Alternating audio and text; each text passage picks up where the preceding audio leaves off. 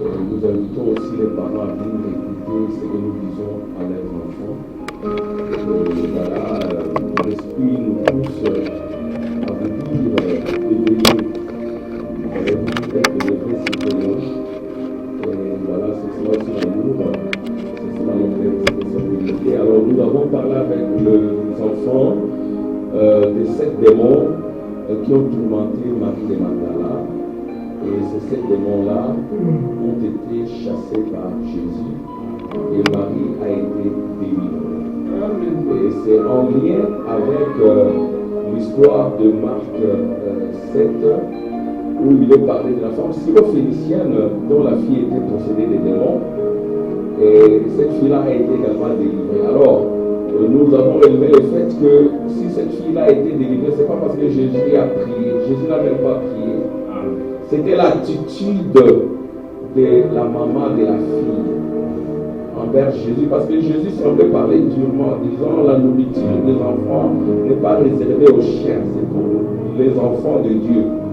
Et cette femme-là n'a pas perçu en Jésus l'arrogance, parce que ce que Jésus disait, c'était la vérité. Vous connaîtrez la vérité vous affranchira. Et alors la femme dira même le chien. La femme a accepté qu'elle est une chienne. Et nous avons dit que si c'était aujourd'hui, les gens se seraient fâchés disant Jésus il est impoli et tout, mais Jésus ne faisait que dire la vérité. C'est ça l'esprit d'Élie. Amen. Alors la femme a dit même les enfants, les chiens mangent la nourriture qui tombe sur la table. Et alors Jésus a dit à cause de ces paroles, ta fille est guérie, ta fille est délivrée. Et nous avons dit qu'on peut avoir la délivrance par l'attitude vis-à-vis de la parole, par la prière et même par les chants. Amen. Amen. Alors c'était cela. Et nous avons expliqué comment les démons entrent dans les gens, surtout dans les jeunes gens de l'Église, par des mauvais contacts. Et nous avons cité ces démons. Il y a les démons d'impiété ou d'impureté, d'orgueil, d'arrogance ou de vantardise, d'obscénité à travers les habillements, le démon de la dépravation, de la vulgarité, le démon des querelles, des disputes, des rivalités.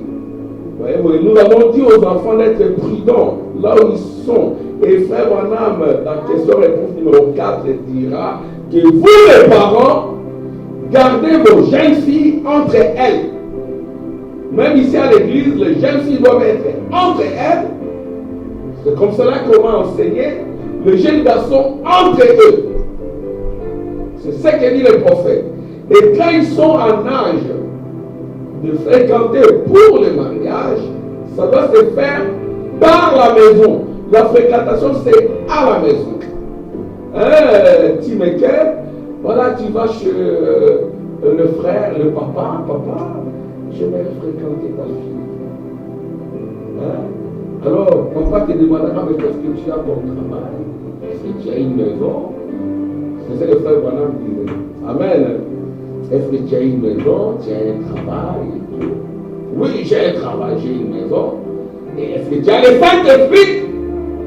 Donc le frère Branham a dit à frère Smith, je ne veux pas te voir à côté de ma fille tant que tu n'es pas baptisé du Saint-Esprit. Ce sont de telles rencontres qui apportent l'impiété, l'impureté, même dans des églises.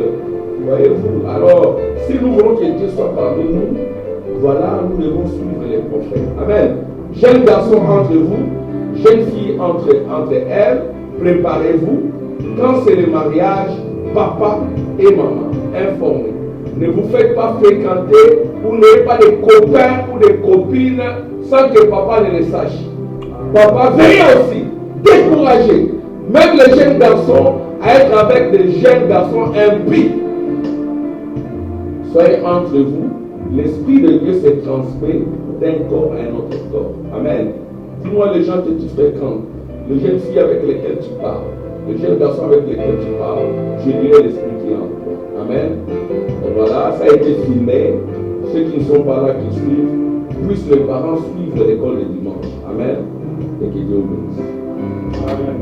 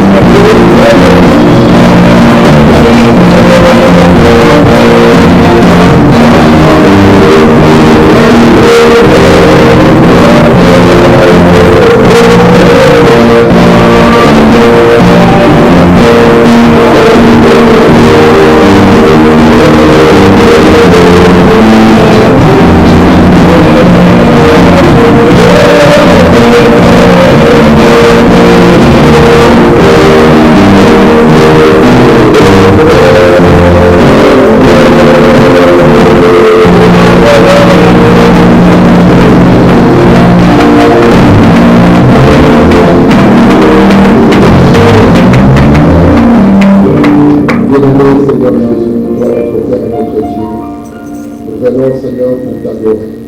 Parce que tu mérites d'être adoré. Tu mérites de recevoir l'amour de notre âme. Pour tout ce que toi tu es. Pour tout ce que toi tu ne cesses de faire pour nous.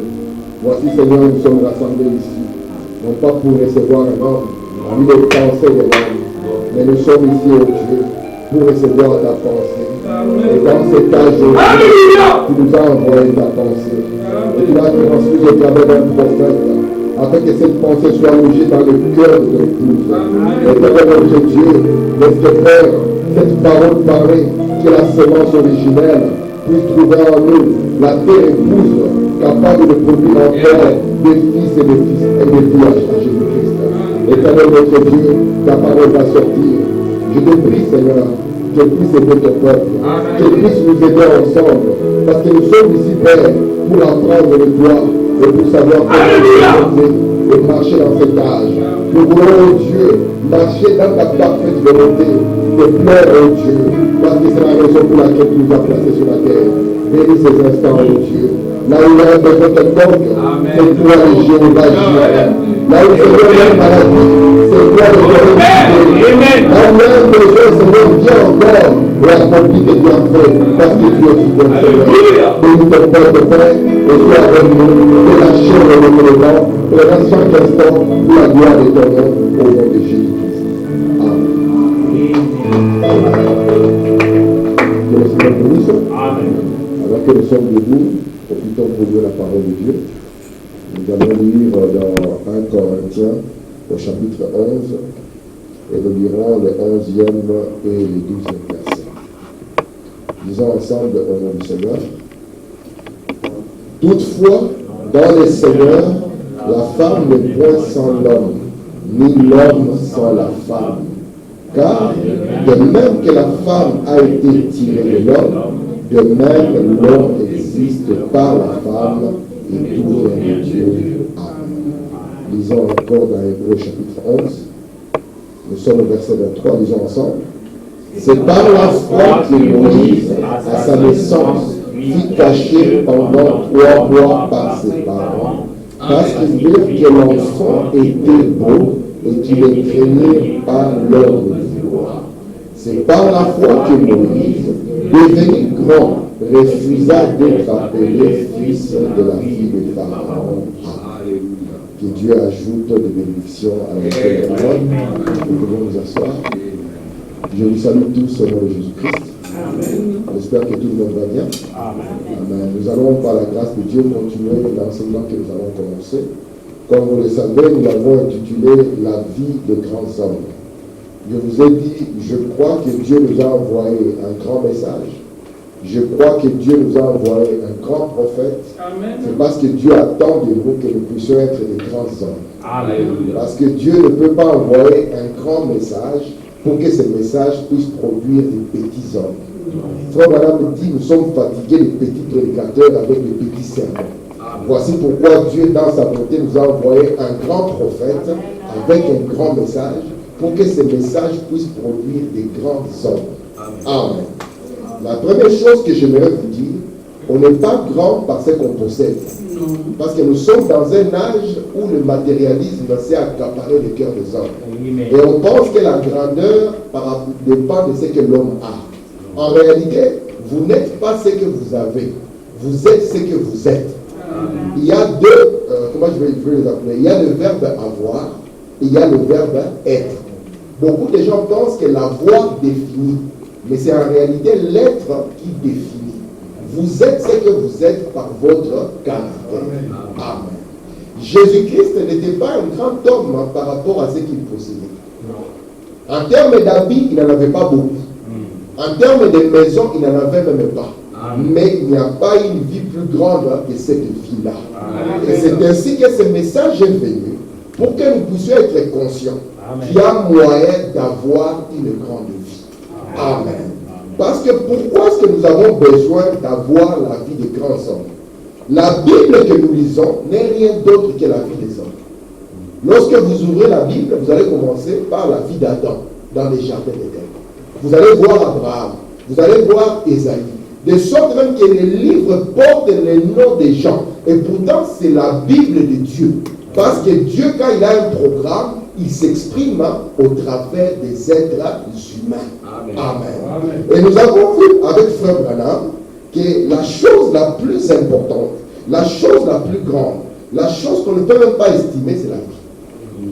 Qu'est-ce qu'on pourrait vous donner en échange de votre vie? Non. Même si on vous propose 3 milliards, si on vous le donne pour qu'on vous égorge, vous n'allez même pas profiter de ces 3 milliards. Donc de sorte que nous avons vu avec Frère Branham qu'il n'y a rien qui puisse valoir la vie. Amen.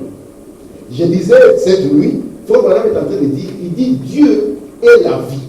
Amen. C'est pour ça qu'il a dit, expliquez-moi ce qu'est la vie et je vous dirai qui Dieu est. Amen. Et nous avons compris que Dieu, il est la vie. Il n'y a personne d'autre qui puisse donner la vie si ce n'est Dieu. Amen. Même le diable n'est pas l'auteur de la vie. Il n'y a que Dieu qui a les derniers mots dans le domaine de la vie. Amen. Quand tu as donné la vie, quand tu as retiré la vie, il n'y a que Dieu. Amen. Même si on amène les meilleurs médecins, si Dieu a dit que cet homme partira, cet homme s'en ira.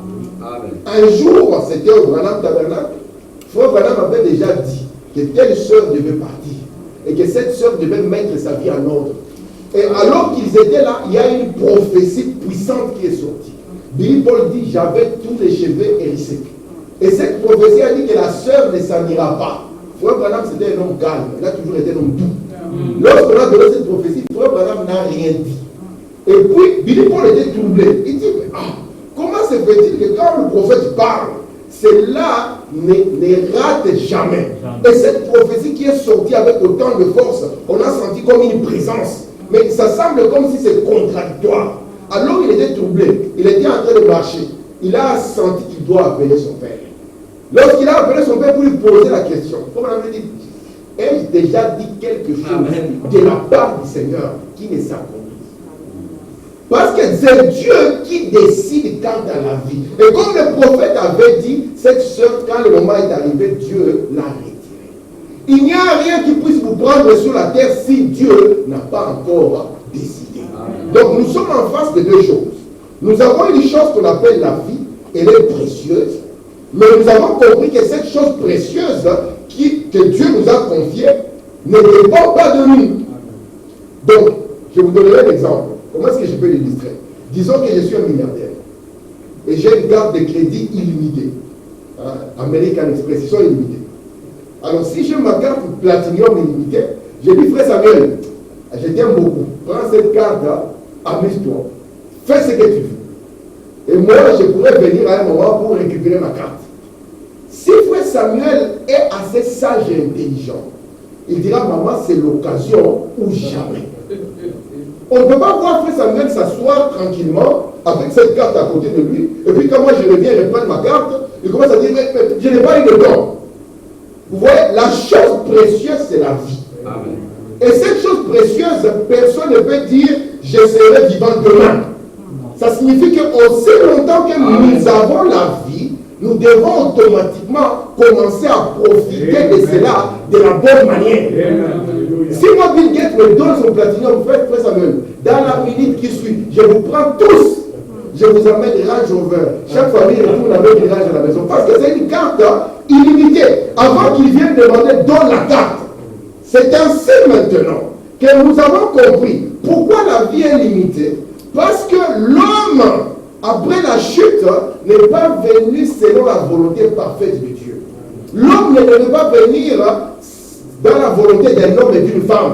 L'homme devait naître par la parole. Amen. Parce que Jésus-Christ était le modèle du véritable homme. Amen. Voici pourquoi devant Pilate, Pilate a dit, Ece homo, voici l'homme. Parce que depuis la chute d'Adam, il n'y avait plus d'homme sur la terre. Amen. Il n'y avait que des animaux. Amen. Et Pilate a présenté, voici l'homme. Mais remarquez, depuis l'Éden, depuis la chute, l'homme a commencé à naître par la femme, n'est-ce pas? N'est-ce pas? Amen. Et Job nous a dit que l'homme qui naît par la femme, ses jours sont peu nombreux et sans cesse agités. C'est ce qui a montré notre fragilité. Vous savez, si vous êtes conscient que vous êtes né par une femme, soyez humble. Parce que votre vie ne dépend pas de vous. C'est une vie qui est courte et sera sans cesse agitée. N'est-ce pas? Amen. Maintenant, vous allez voir que l'homme qui n'est pas la femme, soit madame il dit, quand il va mettre un chapeau de $500 et peut-être une chaussure de $3000, il va penser qu'il devient quelqu'un.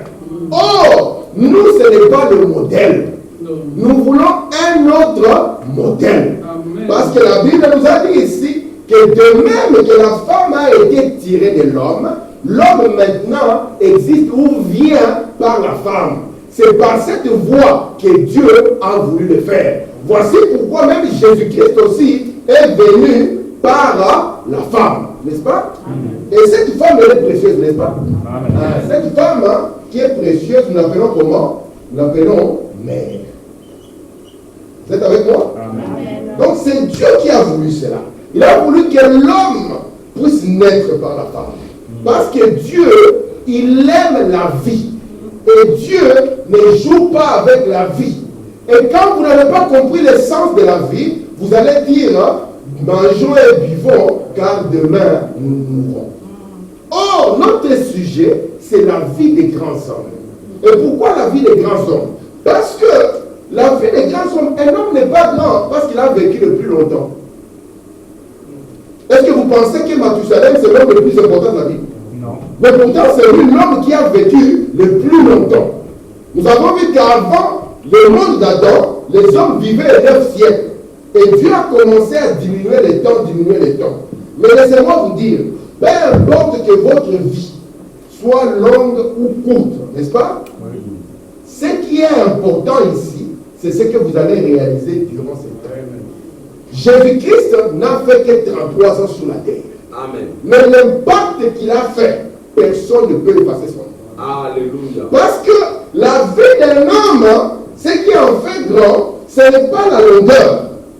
Dieu peut permettre que cette vie soit longue, ou Dieu peut permettre que cette vie soit courte. C'est lui qui est le maître de la vie. Amen. Je vais prendre ma carte de platinum, je la donne à maman Esther pour 1 mois, et je viens la donner à Narcisse pour 2 heures. Maintenant, toi, tu diras, pourquoi maman Esther a eu 2 mois, moi j'ai 2 heures. Et moi, je dirais, ma carte, elle est à moi, je l'utilise comme je veux. C'est Dieu qui, lui, décide du temps accordé à chacun de nous. Amen. Et je vous ai dit, je répète, ne soyez pas triste si votre vie est longue ou courte, soyez plutôt concernés par ce que vous allez réaliser durant cette période de temps où la vie vous est donnée. Parce qu'un jour, Dieu vous posera la question. Qu'avez-vous fait de cette chose précieuse que je vous ai donnée, qu'on appelle la vie? Amen. Vous savez, mes frères, dans tout, parce que Dieu, avant d'écrire, avant que la Bible ne soit en papier, la Bible de Dieu était déjà écrite dans la nature. Amen. Vous savez ça? Oui. Ah, c'est pour ça que même si on vous arrache la Bible en papier, vous pouvez toujours voir Dieu en observant la nature. Alléluia. Dieu a commencé à exprimer la vie de l'homme au travers du soleil. Il a montré comment le soleil peut naître, parce que nous avons besoin d'une mère pour venir. Comment le soleil le matin, il naît. Après un moment, il va devenir un petit enfant. Il va devenir un adolescent. Il va arriver dans sa force. Après un moment, le soleil va commencer à descendre, à descendre, à descendre, jusqu'à ce que le temps du soleil va s'arrêter.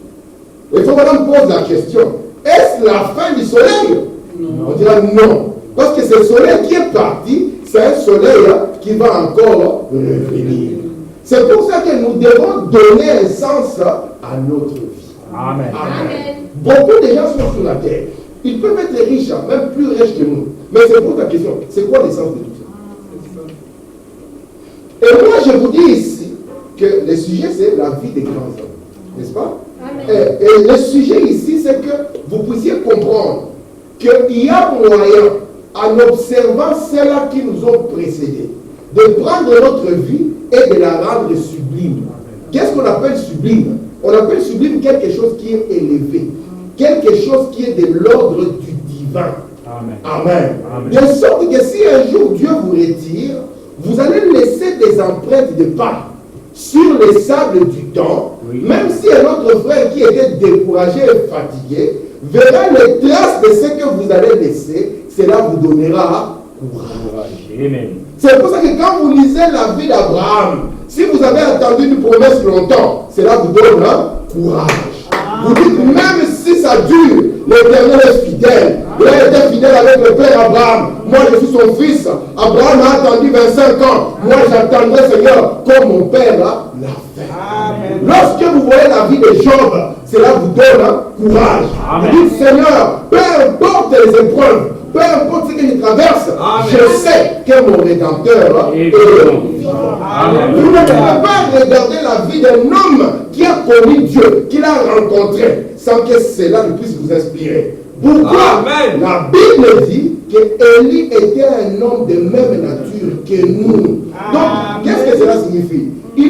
Il passait par les mêmes épreuves et les problèmes que nous. Amen. Mais un jour, il a prononcé la parole. Amen.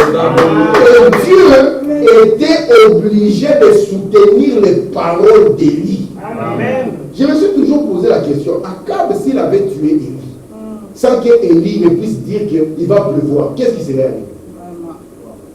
Si Akab était intelligent, il devait le protéger. Protéger ces messieurs. Il faut qu'il mange bien. Parce que si lui ne donne pas la pluie, nous sommes finis. Ainsi, la vie de ces gens-là, ils n'étaient pas nés des arbres, ils étaient nés des femmes. Abraham était un homme ordinaire.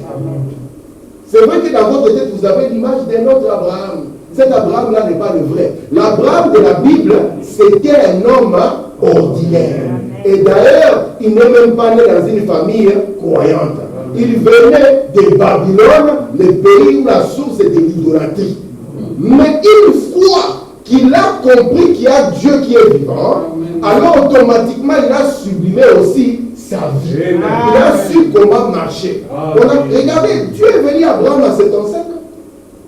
Amen. C'est à 75 ans que Dieu vient parler à Abraham. Alléluia. Remarquez maintenant, donc vous voyez que nous pouvons sublimer notre vie, quelle que soit l'étape. Une fois que nous le rencontrons, alors quelque chose doit se passer. Est-ce que vous comprenez ça?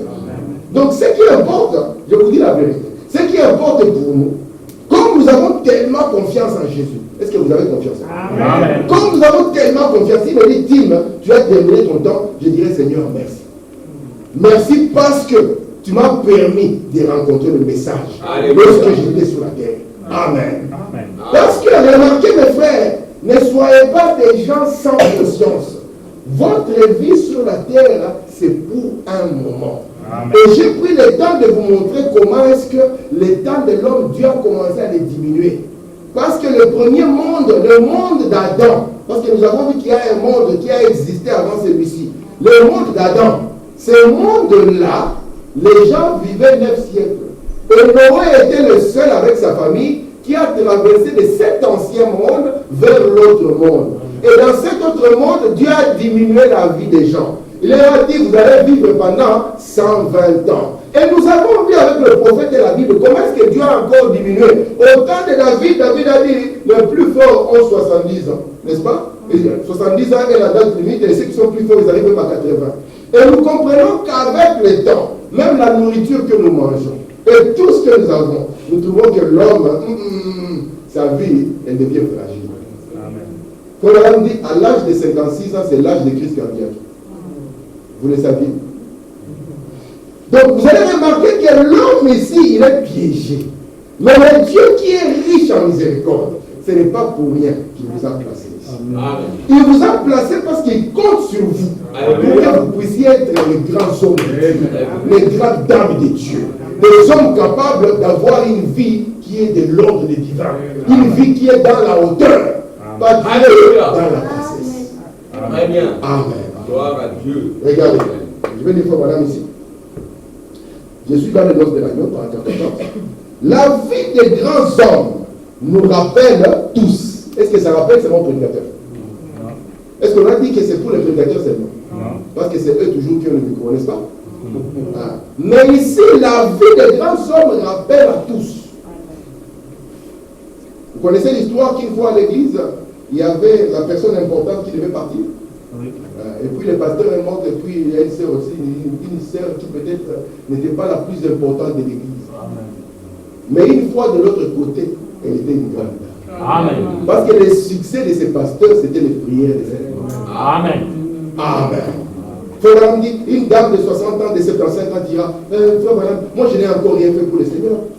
Et le prophète dit, mais maman, vous avez élevé vos enfants dans la crainte de Dieu. Amen. Il dit, c'était ça que Dieu voulait.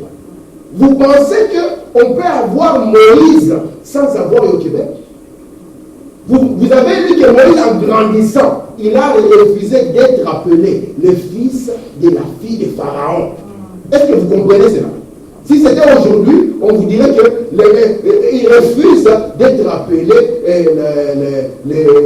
le fils de la reine Mathilde. Aujourd'hui, si on vient vous récupérer, si on dit, le roi Philippe avait fait l'enfant au Congo. Et c'était vous, on vous récupère. On va sortir déjà ici, les frères, dans la minute où ils sortent, le numéro de téléphone a changé. Vous savez ça? Parce qu'on ne va pas permettre que n'importe qui puisse accéder à ces messieurs. C'est vous qui êtes président au Congo a vécu ici, n'est-ce pas? Oui. Vous pensez que vous pouvez l'avoir sur le même numéro qu'il avait ici? Non. Ce numéro a changé. Parce que votre vie change. Et remarquez maintenant, ce que Moïse avait eu, a fait qu'en grandissant, il a refusé d'être tenté. Parce qu'il a compris ce qu'est la grandeur. Maintenant ici on dit, la vie des grands hommes nous rappelle tous que nous pouvons rendre nos vies sublimes. C'est possible que frère Lévy rende sa vie sublime. C'est possible que frère Gilles rende sa vie sublime. Amen. Parce que cela est accessible à nous tous. Amen. Nous prenons la Bible tous. On n'est plus dans l'âge où les catholiques seuls cachaient la Bible. Aujourd'hui, la Bible est entre nos mains. Et nous pouvons, en lisant cela, comprendre que si Dieu a marché avec eux, et que si leur vie était en hauteur, la nôtre aussi, c'est possible. Amen. Le même Dieu qui a agi avec eux, ce même Dieu est ici, il est pour vous. Amen. Est-ce que vous le croyez? Amen. Amen. Regardez maintenant. Et que nous pouvons rendre nos vies sublimes et laisser derrière nous, en partant, des empreintes de pas sur les sables du temps. Amen. Un homme de Dieu laisse des empreintes. Alléluia. Frère Branham, c'était un garçon pauvre. Il n'y avait aucune chance, vous qui étiez en Afrique, que vous puissiez entendre parler de ces messieurs. Il n'y a aucune chance. Et à la fin de son ministère, il était rejeté de tous. Mais quand Dieu est derrière quelque chose, rien ne peut l'arrêter. Alléluia. Amen. Rien ne peut l'arrêter. Gloire à Dieu. C'est pour ça que soit on avale son message, soit ça devient un tourment. Mais ça a tourmenté le 20e siècle. C'est quelque chose qui est devenu incontournable. Alléluia. Même un prêtre qui vient à l'église, il commence à prêcher en prenant de bouger. Il vous lit dans le 3e siècle, par exemple, papa. Là, c'est mal le mystère de continue. Yes. Alléluia. Pourquoi? Parce que ce qui vous rend grand, c'est Dieu en vous. Amen. Frère Branham dit qu'il n'y a pas une sainte église, il n'y a pas une sainte montagne. Cela n'existe pas. Mais c'est plutôt le Dieu saint sur la montagne qui rend la montagne sainte. Yes. C'est le Dieu saint en vous qui vous rend saint. C'est le Dieu saint dans l'église qui la rend sainte. Ainsi vous êtes grand par rapport à la grandeur de Dieu. Alléluia. C'est pour ça que nous continuons à parler d'Abraham. Aussi longtemps que la Bible sera là, on parlera d'Abraham. Yes, non pas qu'il était particulier, il était né dans le même problème que tout le monde. Oui. Adorateur d'idole. Oui. Il y a un film des enfants sur Abraham, quand les autres adorent les idoles, lui cassent les idoles. Ça, c'est un film. Mais en réalité, il était dans la même coutume que les autres. Peut-être même qu'il était le plus zélé. Vous avez vu Paul, non? Paul n'était pas le plus zélé. Il était très zélé dans le fait de persécuter les chrétiens. Mais quand Dieu est venu, il a laissé des empreintes. De sorte qu'il a dit, c'est lui qui ne marche pas sur ses empreintes qui soit maudit. Amen. Quand est-ce que nous savons que cet homme a l'esprit de Dieu? C'est quand il va prêcher comme Paul. Parce que dans l'église des gentils, c'est Paul que Dieu a établi. Amen. Si quelqu'un commence à vous dire que les hommes doivent prêcher, sachez qu'il n'a pas l'esprit de Paul. Amen. Gloire à Dieu. Ce n'est pas moi. Et d'ailleurs, Paul dit que nous n'avons pas l'habitude de discuter dans la maison. Nous n'avons pas l'habitude. Amen. Amen. Dieu ne change pas. Amen. Et sa grandeur non plus. Et il veut que cette grandeur soit dans son peuple. Amen. Je peux lire encore? Amen. Je vais lire pour madame ici d'avoir Dieu. Paragraphe 35, il a prêché les mêmes choses en nous. Si vous remarquez bien, Dieu rend chaque jour témoignage de notre vie. Le matin, le soleil naît. À midi, il est dans son adolescence. Et donc, à 10 heures, il est dans son adolescence. À midi, il est dans toute sa force. Et il se couche le soir. Et sa fin, ce n'est que pour revenir. La naissance, la vie, la mort, la résurrection, continuellement, Dieu rend témoignage par la vie. Amen.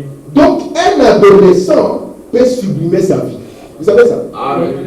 Un adolescent peut avoir une vie très élevée, de sorte qu'il laisse des empreintes dans la Bible et il devient un modèle pour les autres. Amen. Frère Branham me dit c'est la raison pour laquelle Jésus, on a parlé de lui à 12 ans.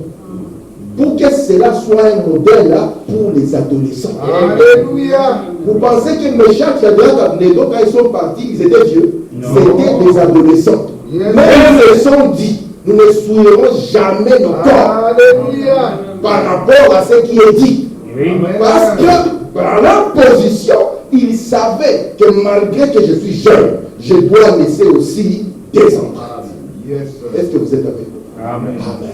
il y a des personnes qui seront dans l'âge moyen, qui vont laisser des empreintes. Jean le Baptiste, dans quelle école là il était? Frère Madame dit qu'il a perdu ses parents quand il était jeune. C'est comme cela qu'à 9 ans, il est devenu comme au Congo. Vous voyez les enfants là-dedans. Lui, il est parti au désert. Il avait perdu ses parents quand il était jeune. Et c'est comme cela qu'il s'est retrouvé dans le désert. Et Dieu l'a entraîné. Amen.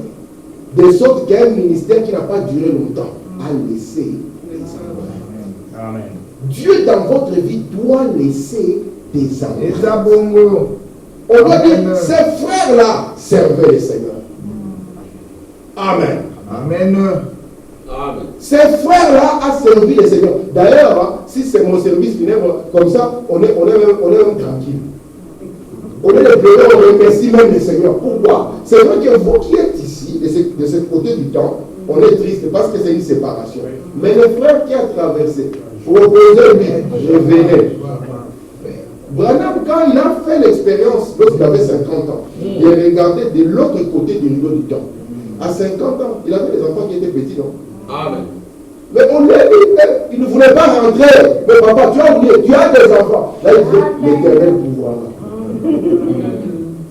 Amen. Amen. Est-ce que vous êtes avec moi? Oui. Amen. Soyez conscients d'une chose. Tout ce que nous voulons, ce n'est ni une courte vie, ni une longue vie. Nous voulons une vie dans la volonté parfaite de Dieu. Amen. Parce que vous pouvez vivre 120 ans et vous mourrez avec un verre de bière à la main. C'est ça les empreintes de pas que vous avez laissées. Alors que vous pouvez vivre jusqu'à 18 ans et mourir incroyant. Donc on n'a même pas besoin de dire que c'était un croyant. Tous les frères savent que c'est frère, c'est un frère. Amen. C'est comme cela que Branham a enterré Garnett. Quand je vais parler d'adolescent, vous verrez ça. Il a enterré Garnett. Il a dit, je n'ai rien à dire de plus. Garnett a vécu au milieu de vous. Vous connaissez sa vie. Il dit, sa vie a parlé. Amen. Et quand une vie est dans la volonté de Dieu, il n'y a rien qui puisse arrêter cette vie. Alléluia. C'est pour ça que chaque fois, lorsque l'hiver arrive, vous voyez la nature mourir. Mais comme la nature est là pour exécuter la grandeur de Dieu, elle doit remettre encore quand la période de vie est là. Est-ce que vous le voyez? Amen. Est-ce que ça va? Amen. Frère me dit, écoutez, je considère les différentes étapes des âges. Donc, dans la vie sur la terre, un homme va passer par différentes phases. Vous voyez ça? Il va passer, sa vie sera comme le soleil, il fait comme ça. Alléluia! Il va commencer comme une faible plante. Vous voyez, la petite Rita mère qui avait l'habitude d'être portée, maintenant quand on va prendre les balais, elle aussi prend les balais. Il dit, c'est Rita toujours? Oui, c'est Rita. Et vous allez voir Rita demain, elle va venir avec le micro chanter un cantique. Pourquoi? Parce que la vie d'un homme passe par différentes étapes. J'aimerais ici que mes jeunes gens qui sont ici, qui ne puissent pas se leurrer en disant, moi comme je suis jeune, la vie est devant moi. Ah non, il n'y a aucune garantie que la vie est devant moi. La vie appartient à Dieu. Mais maintenant, le temps là qu'il nous a donné, nous devons faire quelque chose. Amen. Est-ce que vous comprenez ça? Amen. Nous ne pouvons pas jouer avec ça. Parce que c'est précieux. Maman, on te donne 3 milliards. Tu vas les déposer devant ta porte, toi tu rentres pour dormir. Tu vas entendre seulement qu'il y a des gens qui sont tués à la porte. Il y a une émeute. Pourquoi? Une émeute. Regardez, vous allez voir que la vie commence. Elle va monter. Elle va monter. Elle va arriver à son apogée et elle va commencer à descendre. Elle va commencer à descendre.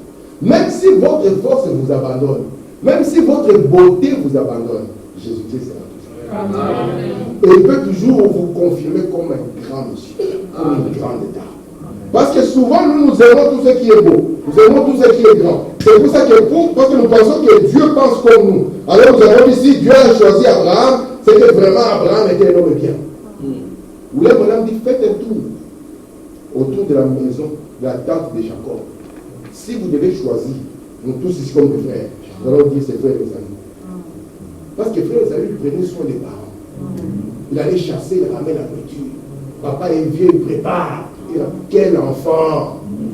Il dit, oh Seigneur, bénis mon fils. C'est pour ça que comme il avait l'habitude, et alors le papa a dit non, il faut d'abord que je mange comme j'ai l'habitude de manger là, comme ça mon cœur sentira vraiment les bénédictions. Et ça va couler comme la pluie. Tandis que l'autre garçon là, il était tout le temps dans les jupes de maman. Toujours à fomenter des coups bas. Parce que son père, qu'est-ce que tu as encore de faux? Il y a des enfants qui tu as encore dans quoi là? Il était toujours dans les coups bas. Déjà son frère là, il est fatigué et son frère est parti chasser pour la famille. Il lui dit, est-ce que je ne peux pas manger un peu de lentilles? Non, papa, écoute, il y a un moyen que tu manges. Mais avant que tu manges, écoute, on va faire un marché. Moi, je deviens grand, toi, tu deviens petit. Donc, et personne ne le sait, mais c'est juste entre nous. Il n'était que dans des coups bas. Et si vous avez fait un tour là-bas, vous ne pouvez pas le choisir. Mais une fois que cet homme qui était un escroc a rencontré Dieu, sa démarche a changé. Il a commencé à boire. Parce qu'il a commencé à apprendre à marcher comme un grand homme. Amen. Cette possibilité de marcher comme un grand, ce que vous voyez dans la Bible n'est pas de l'histoire. C'est quelque chose qui nous est encore accessible. Amen. Parce que le même Dieu de la Bible est encore vivant. Amen. Et j'aimerais dire à tous, Kérit va dire, je suis petit. Kérit, tu peux sublimer ta vie. Comme un jour Kérit a dit, c'est l'heure de l'église. Il était en train de sublimer la vie de Dieu. Amen. Il a mis, cela m'a marqué à jamais. J'ai dit, cet enfant a compris que quand c'est l'heure de l'église, je mets mon manteau, je sors. Amen. Et il est sorti, tu vas où? Je vais à l'église. Ça, c'est un langage pour plusieurs. Quand nous, les adultes, nous allons dire, aujourd'hui je suis fatigué, je dors encore un peu, Dieu comprendra, me flamand et me frappelle, je ne veux pas décrocher. Mais le pauvre petit Kérit avait mis son manteau, prêt à aller affronter la rue. Amen. N'importe quel bus qui allait, il allait entrer dedans. Même si ce n'était pas le bus qui allait vers l'église. Est-ce que ça, ce n'est pas le jugement pour nous? Alléluia, gloire à Dieu. Amen. Il a montré, parce qu'il faut quand même dire, Dieu va à l'église. Yes. Amen. Lisez dans votre Bible, Jésus allait dans la Bible. Amen. Il dit, Dieu va à l'église. Donc il nous a montré par cela, c'est un petit geste, non? Il nous a montré que Dieu va à l'église. Amen. C'est pour ça que Dieu, il aime même les bébés. Amen. Mais le diable n'aime pas les enfants. Le diable n'aime pas la vie. Vous savez que le diable, il a voulu tuer Moïse alors qu'il est bébé. Amen. Il est plus facile, même à un militaire, de tirer sur une personne âgée que sur un bébé quand même. Jésus, lorsqu'il était bébé, est-ce que le diable n'a pas voulu attenter à ça? Parce que le diable n'aime pas, il sait qu'un enfant, c'est un homme de demain. Amen. Ces enfants ici, c'est la garantie du futur. Très bien. Et si nous ne laissons pas les empreintes qu'il faut, qu'est-ce que nous faisons? Alléluia. Parce qu'un homme est inspiré par un autre. Le prophète Esaïe était inspiré. Amen. Amen. Merci Seigneur. Regardez ici. Madame dit, je considère les différentes étapes des sages. Depuis les petits nourrissons qui têtent étant sur les genoux de leur mère, aux écoliers, ensuite aux adolescents et adolescentes, et ensuite les personnes d'âge moyen, puis les personnes âgées. J'ai dit aux enfants, ne faites pas l'erreur de voir un vieux. Tu es en train de te moquer de ton futur. Le vieux qui est là, chacun regarde. Nous tous, nous sommes au présent. Et le présent a la possibilité de faire un voyage dans le futur ou dans le temps. Ou dans le passé. Le vieux qui est là, lorsqu'il regarde l'enfant qui est ici, il a vu son passé. Amen. L'enfant qui est ici, lorsqu'il regarde le vieux qui est l'ancien qui est là-bas, il va lui dire, il va voir son futur. C'est pour ça que frère Madame me dit, les enfants, n'appelez jamais votre père et votre mère les vieux et la vieille. Mais le fait jamais. Amen. Il dit, sachez que ce sont vos meilleurs amis. Amen. Je peux répéter ça. Amen. Il dit, sachez que papa et maman, ce sont vos meilleurs amis. Amen. Vous voulez que je le prouve? Vous devez aller jouer avec les autres, vous cassez une jambe. Celui qui restera avec vous à l'hôpital, ce ne sera pas le copain. Le copain passera peut-être une fois, je dis courage, hein, c'est quelqu'un. Et puis il dit ça va. Mais maman sera là, papa sera là. Amen. Ou là, madame dit, attachez-vous à vos parents. Amen. Vous savez que dans l'Ancien Testament, Dieu ne supportait pas un enfant qui n'écoutait pas les parents. Si un enfant n'écoute pas les parents devaient prendre l'enfant, l'amener au sacrificateur et dire au sacrificateur, cet enfant n'écoute pas.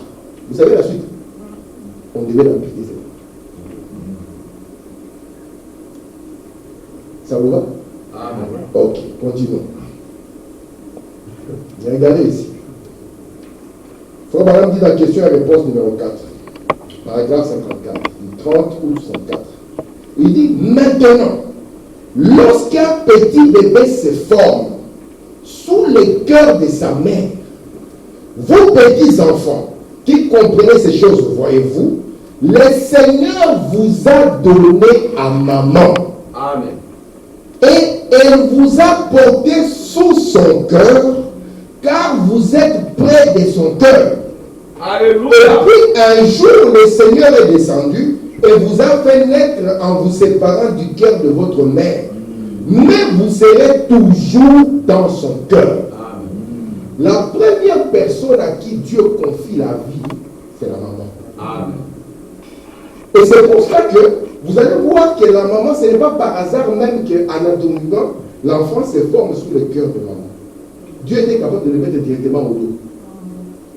Ou bien il était capable de le poser directement sur sa tête. Mais Dieu a voulu que cet enfant se forme sous son cœur. C'est comme si le cœur de maman ouvre l'enfant. Et Frère Branham me dit, quand vient le moment de pouvoir quitter le corps de maman, sachez une chose, que vous serez toujours dans le cœur de votre Père. Amen. Vous savez que Dieu, pour qu'il nous supporte, il prend la position d'une mère. Amen. On l'appelle la mère aigle. Parce que Dieu ne peut pas nous supporter comme père, il faut le sang. Est-ce que vous comprenez ça? Amen.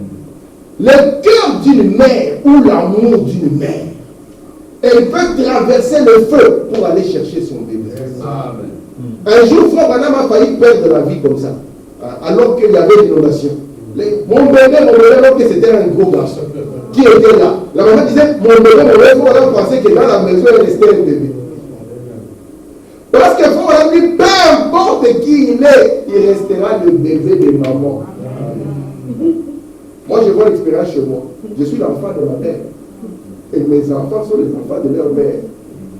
Ma mère me prend sur mon fils n'a pas encore mangé. Je dis, maman, c'est son fils aussi. Donc, mais il me rappelle que je suis son fils. Parce que Frère Branham me dit, vous serez toujours dans le cœur. Amen. C'est pour ça que quand Frère Branham a eu l'expérience avec cette femme, n'est-ce pas, à Memphis, cette femme sulamite, elle était là. Elle dit, c'est le bébé de maman. Amen. Vous pensez, si on vous dit que Ben Laden est l'homme le plus méchant, vous pensez que dans le cœur de sa mère, il y a pas l'amour. Sa mère peut cacher Ben Laden dans ses jupes, vous n'allez pas comprendre. Amen. Quand j'étais petit, je lisais les Dalton. Vous connaissez Dalton? Et j'étais étonné de voir que leur mère les aimait à fond. Il dit, mais ce sont des voleurs. Leur maman cachait même des livres pour aller les libérer en prison. Parce que l'amour d'une mère est quelque chose d'incroyable. Alléluia. C'est ce qui a amené un des amis de Frère Branham à pouvoir être converti. Ils sont partis à la chasse. Et lui avait fait un petit sifflet. Et le sifflet là, quand il sifflait, c'était comme si c'est un enfant. Un enfant, c'est le petit d'une biche. Ça faisait le cri d'un enfant comme si un enfant est en détresse. Et puis, il y a une mère qui a entendu qu'il y a un enfant qui est en détresse. C'était une biche, un animal sans âme. Cet animal a senti, cet animal est venu. Quand cet homme a vu ça, il était prêt à tirer. Mais l'amour est la plus grande force. Amen. Parce que la vie est précieuse. Et qui est celui-là qui peut donner sa vie pour quelqu'un d'autre? Amen. Déjà, une mère emportant la vie, elle met sa vie en danger. Vous savez ça? Une mère emportant la vie, elle met complètement sa vie en danger. Remarquez, tout être qui a donné sa vie, on ne peut pas oublier cette personne. Qu'elle soit la plus pauvre ou la plus insignifiante, une fois que vous donnez votre vie pour les autres, vous ne pourrez jamais trouver, parce que c'est le modèle de Jésus. Amen. On ne peut jamais parler du Congo sans parler de cet homme qui est mort pour le Congo, que vous connaissez tous. On ne connaît pas les autres, hein, et pourtant il n'est pas mort seul. Mais on sait tellement le prix, la défense qu'il a pris, le discours qu'il a prononcé, c'est que cela lui a coûté. On ne peut jamais parler de ce pays sans lui. Vous ne parlerez jamais de l'Amérique sans parler de Washington. Parce qu'ils étaient prêts à mourir. Lorsque vous allez en Suisse, vous ne pourrez pas parler de ce pays sans parler d'un autre moment. Pourquoi? Parce que c'est la vie. Et la première personne, Dieu fait confiance. Ouais. Dieu fait confiance à un être. Et cet être-là, on l'appelle la mère. Amen. C'est pour ça que toute femme n'est pas une mère. Vous savez ça? Amen. Toute femme n'est pas une mère.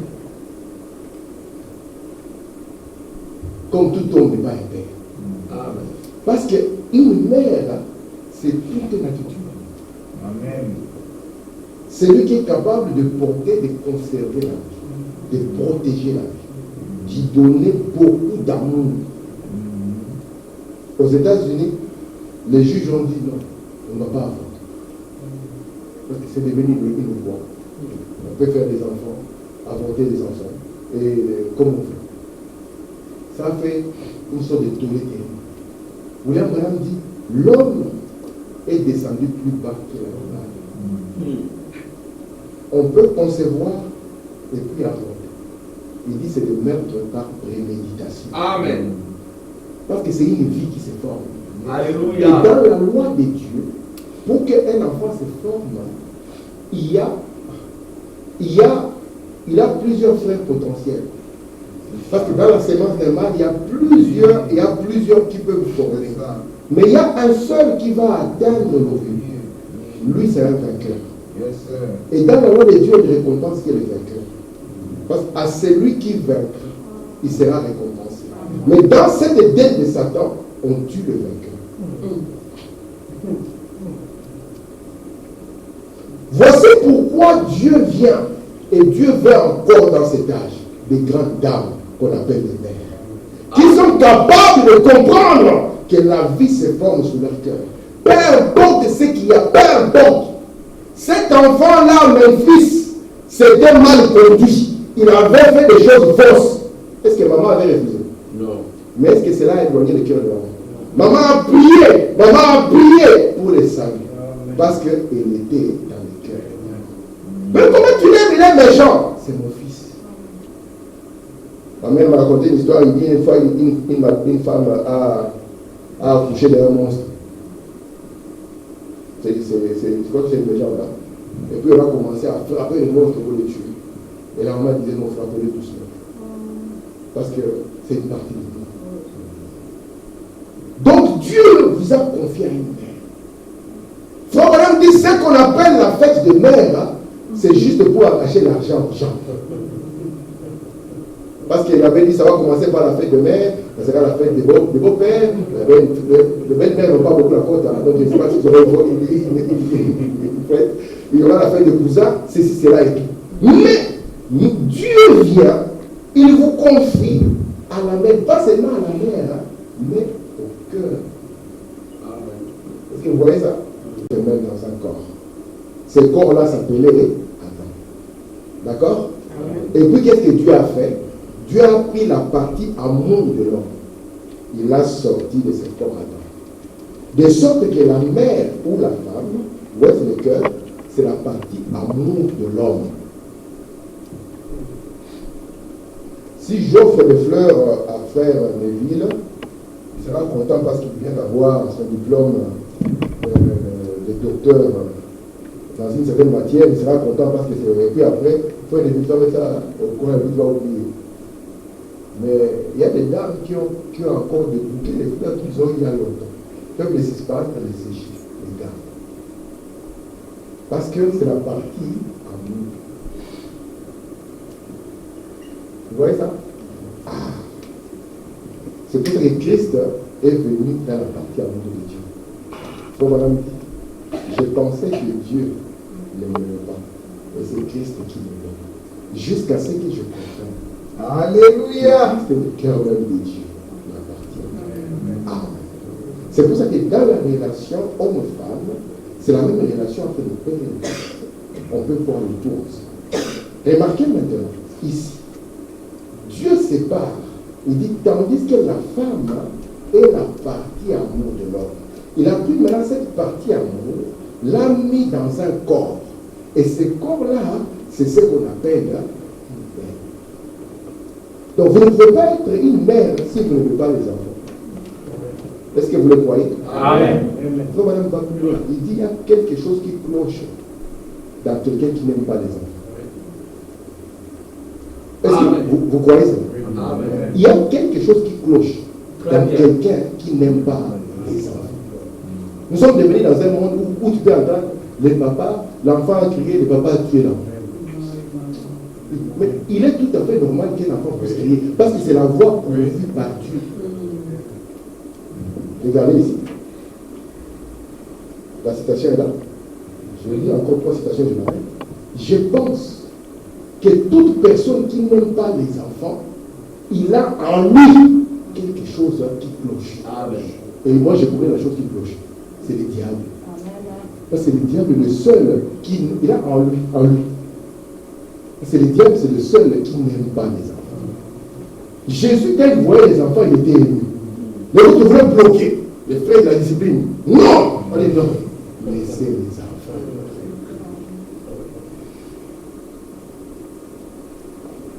Un homme a fait des troubles dernièrement dans un avion aux États-Unis. Il a voulu se battre. Cet enfant est en train de pleurer, il faut le. Tout ça. Il dit, pourquoi tu cries? Et l'enfant aussi crie. C'est quoi ça? Dans les enfants, on peut voir beaucoup de choses particulières. Un enfant, quelqu'un peut maltraiter et frapper, l'enfant reviendra. Un enfant, c'est difficile qu'il puisse être rancunier, alors qu'il est petit, il ne peut pas être rancunier, il ne connaît pas ça. Un enfant, tu peux lui dire, demain je te donnerai 1 milliard, il dira Amen, et il va y croire de son cœur. Moi, je me souviens un jour, il y avait un discours du président à la télévision, moi j'ai posé tellement de questions, qu'un de mes cousins était grand, il m'a dit, il a dit que demain tu seras président. Ça s'est arrêté là, j'ai couru dans le quartier entier, en train d'annoncer que demain vous verrez.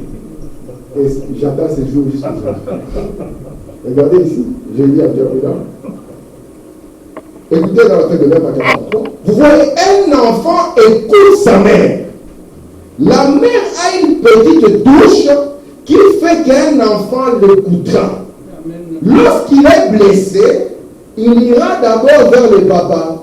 Non. Si vous trouvez que dans la maison l'enfant est blessé, court vers le papa, il y a un problème. C'est qu'il y a un problème d'une touche. Donc, on dit ici, la mère a une petite touche qui fait qu'un enfant l'écoutera. Lorsqu'il est blessé, il ira vers la maman pour être consolé avant d'aller vers le papa. Quand il va arriver vers le papa, il va dire, pourquoi tu jouais là? Tandis que la maman lui dira, non, c'est pas grave, ça va aller, regarde, j'ai vu. Mais il va, fais attention, hein, tu reviens encore là, je te frappe. Ça, c'est le papa. N'est-ce pas, non? D'ailleurs, pendant qu'il tombe pour ça, il va dire, c'est bon pour toi. Comme ça, tu l'as appris. Écoutez, et parfois, ma mère me disait que quand parfois les papas nous punissaient fortement, elle pleurait aussi. Elle pleure avec ses enfants. Écoutez, la maman, en effet, vous savez, la maman était la première à être avec l'enfant. Et il y a un don que Dieu a donné à une mère pour être comme ça.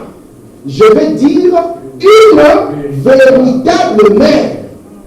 Eh bien, je crois que les mères sont honorables et pieuses. Vous voyez, cette personne ici a un impact incroyable. Je suis allé dans l'église de John Wesley en Angleterre. J'ai été même dans sa maison. J'étais dans son bureau, là où il préparait ses sermons. Et son bureau est en face du cimetière. Et son bureau est en face de la tombe de sa mère. Donc il travaillait en regardant toujours la tombe de sa mère. Parce qu'il n'avait jamais oublié ce que cette maman avait placé. Est-ce que vous comprenez? Et toute sa vie, il n'a pas perdu ça. Cette maman a dit, Wesley, tu dois servir le Seigneur. La mère de Elvis Presley, alors qu'Elvis Presley était au sommet de sa forme, alors qu'il avait une voiture avec une plaque en or massif, elle a regardé droit dans les yeux son fils, elle a dit, Elvis, je ne t'ai pas élevé pour ça. Tout le monde applaudissait. Elvis a du succès. Il a dit, je ne t'ai pas élevé pour ça. Amen. Si on a ici un garçon qui commence à jouer à Barcelone, toute l'église, nous le pasteur, on est content. Moi et frère Armand, 2 Maserati. On loue déjà là-bas pour garer tranquillement. Mais, si une mère qui a Dieu, elle dira, fils, cette partie qu'on appelle la vie qui est précieuse, Dieu ne te l'a pas donnée pour ça. Amen. Ce n'est pas dans ce chemin-là que nous allons sublimer la vie. Je prends ma dernière citation, je m'arrête. La dernière citation est là. Écoutez, la mère est la première personne à rester avec l'enfant. Elle assume une grande responsabilité sur l'avenir de cet enfant. Cela dépendra de la voie où la mère engage l'enfant. Celle qu'il doit suivre. La mère a la responsabilité de la part de Dieu d'orienter cet enfant dans la bonne voie. Je pense que c'est la raison pour laquelle les mères ont une petite touche spéciale. Amen. Si maman te dit, marche sur ce chemin, ça peut sembler bizarre. Mais un jour, tu seras content. Tu diras, merci Seigneur pour cette. Il n'y a pas un grand homme de Dieu dans la parole sans que vous puissiez remarquer qu'il y avait une maman derrière. C'est pour ça que Moïse, lorsque vous voyez Moïse grandir et refuser d'être appelé fils de la fille de Pharaon, c'est le travail de Québec.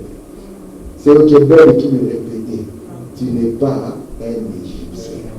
Lorsqu'il est là, il chante, il revient comme ça avec le chant de l'Égypte, papa, tu n'es pas un Égyptien. Lorsqu'il revient comme ça, parce que, tu vois, maman, on a des projets, on va construire des pyramides. Papa, tu n'es pas un Égyptien. Mais tu es israélite, Dieu t'a placé là-bas pour libérer les autres. Parce que tu t'appelles Moïse, Dieu t'a tiré des eaux, il t'a tiré des peuples, des langues, des traditions, des nations, pour qu'au travers de toi, il puisse y avoir une libération. La mère a le plus grand responsabilité d'engager l'enfant sur la voie qu'il doit suivre. Moi, si je sers l'Éternel aujourd'hui, je l'ai toujours dit, la première personne qui aime la soif pour dire à mon père, c'est il y a travaillé pour qu'il soit prêtre, et je lui ai dit, maman, tu as réussi, tu as un prêtre et tu as un petit-fils. Que le Seigneur le bénisse.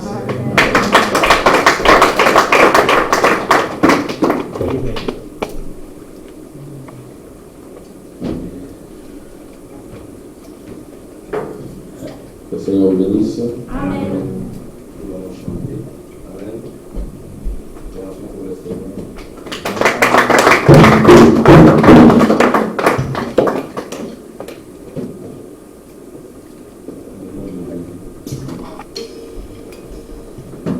Je vais dire encore rapidement pour terminer. Mais regardez. Voilà dit ici, dans Jésus-Christ est le même hier, aujourd'hui, éternellement. Je pense que la femme de Lot, n'est-ce pas que vous connaissez tous l'histoire de la femme de Lot? Et on vous répète, ne faites pas comme la femme de Lot. Qui veut faire comme la femme de Lot? Mais laissez-moi vous dire, il y a quelque chose que vous ne savez pas. La femme de Lot avait une raison valable qui dépasse toutes les raisons que vous et moi nous pouvons avoir. Vous voulez découvrir la raison? Vous voulez découvrir la raison? Amen. S'il n'y a pas d'amen, je passe. Amen. Ouais, parce qu'on vous dit toujours, ne faites pas comme la femme de l'autre. Et tout le monde connaît ça depuis qu'on est enfant. On est tous curieux d'aller voir ces monuments en statue. On dit, c'est ça la femme de l'autre, ne faites pas. Mais elle, en faisant cela, elle avait une raison que vous n'aurez jamais. Écoutez la raison. Je pense que la femme de l'autre, lorsqu'il avait été ordonné par l'ange de ne pas regarder derrière, elle s'est retournée et a regardé derrière. Elle est aujourd'hui une statue de sel pour avoir simplement douté de la parole de Dieu à ce point-là. Eh bien, elle avait une meilleure raison que vous et moi. Lorsque les anges sont venus pour sortir l'autre n'est pas sorti avec l'entièreté de la famille. L'autre n'est sorti qu'avec les deux jeunes filles qui restaient encore à la maison. Mais l'autre avait déjà marié les autres enfants. Lisez votre Bible. La Bible dit que l'autre est parti parler à ses deux fils. Ils se sont moqués de lui. Maintenant, en partant, lorsque le feu a commencé à tomber, elle savait ce qui se passait. Elle savait que ses enfants sont en train de mourir et ses petits-enfants sont en train de mourir.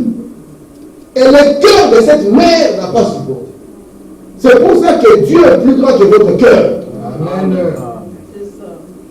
Est-ce que vous le croyez? Amen. Dieu est plus grand que votre cœur. Elle a pensé, imaginez un peu, Nicole qui sort. Il y a Tim et qui est resté, c'est le cœur qui s'en va. Il a plein de petits cœurs. Son petit cœur est resté là-bas. Maintenant, il sent qu'il y a le feu. Tu peux te retourner. Hein. Si Dieu ne te fait pas grâce, tu vas te retourner.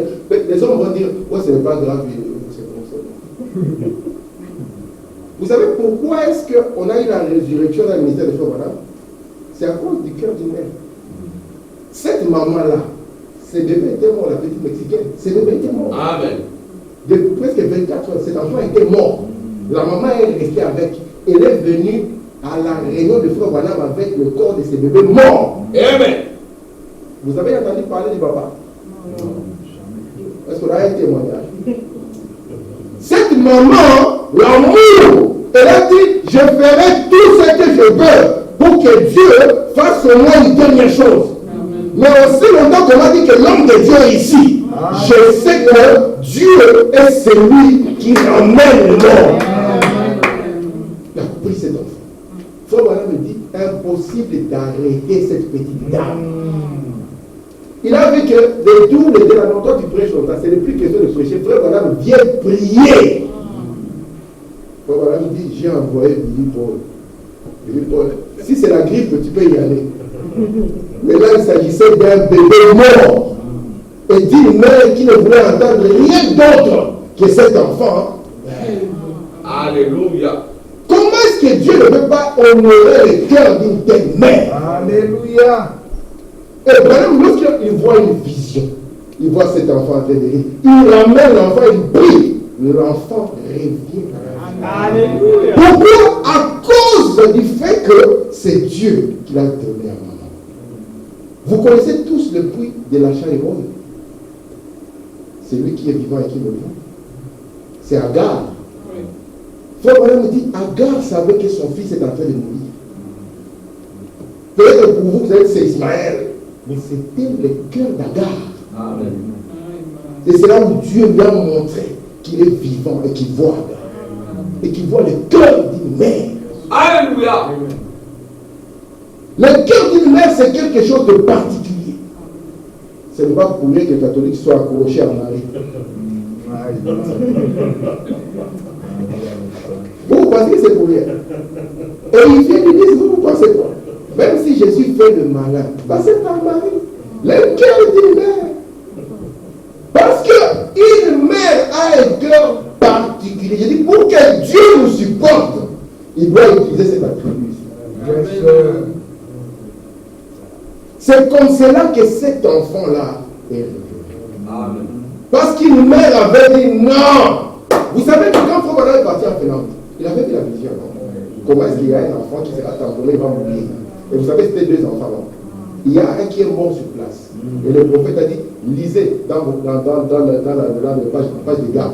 Et lorsqu'on a lu, on a vu la vision déjà qui était écrite. Frère Branham est venu, il a prié pour cet enfant, l'enfant est ressuscité.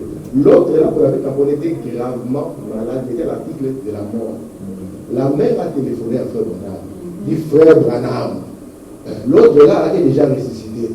Maintenant, mon fils ici va mourir. Qu'en est-il? Il dit, madame, ça ne va pas de moi. C'est Dieu qui m'a montré. Alléluia. Pour vous, je n'ai encore rien. Il a dit, va demander à Dieu de te montrer une vision. Chaque heure, le téléphone sonne, madame, as-tu eu la vision? Donc, elle n'était pas en train, elle attendait la vision. Alléluia. Je n'ai pas encore dit, madame, faites vite, la vision doit arriver. Et en fin de compte, le cœur de cette mère a produit la vision. Alléluia. Regardez ici. Madame dit, voyez ces enfants et ces petits enfants se consumer dans le jugement. Et les cris de ses propres enfants, de ses petits enfants, le cœur d'une mère s'est crié en désobéissant donc à la parole. C'est pour ça qu'il dit, maman, peu importe votre amour ne doit pas aller au-delà de l'amour de Dieu. Alléluia.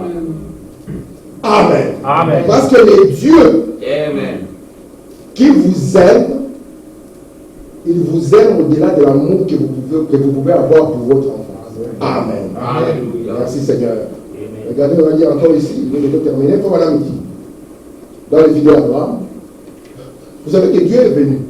Amen. Et a dit à Abraham que même la manière dont Dieu a demandé, hein, je pense qu'il y avait de la provocation. Imaginez quelqu'un qui vient vous demander et vous demande comme Dieu avait demandé à Abraham, son enfant, vous allez chasser la personne. Et là, commencez. Donne-moi ton fils. Ah, là, d'abord, ça fait dire ton fils là, celui-là que tu aimes. Vous pensez que Dieu pouvait parler comme ça à Sarah? Frère Abraham dit, Abraham est sorti en catimini. Il n'a même pas dit ça à maman. Non. Parce qu'il allait avoir bagarre. Amen. Vous pensez que Sarah allait dire, oui c'est Dieu, Abraham l'obéit? Jamais. Frère Abraham dit, il y avait une dispute. Alors il est sorti en disant, je vais adorer avec l'enfant. Amen. Parce que le cœur d'une mère n'allait pas lâcher cet enfant. Il va dire à Abraham, tu sais comment j'ai souffert pour avoir cet enfant. Je pense que Sarah aurait dit, si simplement l'enfant il joue avec les autres, et que comme ça c'est mal écrit d'Isaac. On va voir maman qui débarque bateau à la main. De ce que les enfants disent, on ne peut pas décoller avec ta mère, toi reste dans ton coin. Écoutez son madame ici. Il dit, puis le lendemain matin, Abraham s'est dit, nous n'allons pas dire à maman où nous allons maintenant. Nous ne lui dirons rien à ce sujet. En effet, vous savez, le cœur de maman s'effondrait à cause de l'enfant. Elle susciterait une violente petite dispute. Je ne sais pas comment elle peut être violente mais petite. À ce sujet. Ainsi, Abraham dit, nous ne dirons simplement rien à ce sujet. Alors il sortit et prit le mulet, il prit sa hache et coupa du bois. Parce que l'attachement d'une mère à l'enfant est quelque chose de particulier. Vous savez que vous êtes relié à maman par le cordon ombilical. Donc il y a quelque chose qui vous relie toujours à elle. Amen. Je continue ici. Dans le mémorial de Dieu pour le vie des temps, Dieu créa l'homme à la fois mâle et femelle. Il était un homme. Parce que lorsqu'Adam, Dieu l'a créé, Adam n'était pas deux personnes. Adam était mâle et femelle.